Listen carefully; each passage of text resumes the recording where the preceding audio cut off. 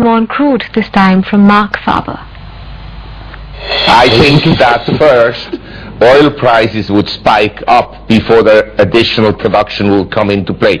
And secondly, I'd just like to point out, yes, you can increase production, but to increase the reserves is very difficult and very costly, and the fact is simply that the world is burning more oil than it's adding new reserves every year.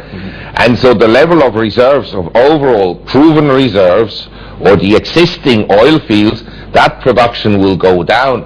And so you have to find new oil fields and develop new ones all the time, and that is very costly. I would estimate the cost, the marginal cost of new oil, at say around $80 a barrel.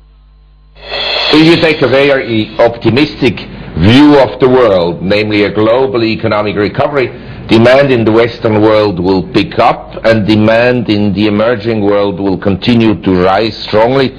And so from very optimistic scenario points of view, you should be long oil.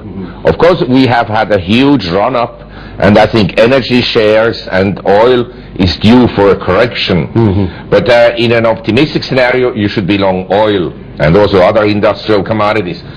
In a very pessimistic scenario, you have to assume that the unrest will shift also to Saudi Arabia and other countries in the Gulf, and that at that stage maybe production will be curtailed, and in that case obviously oil would go up ballistically.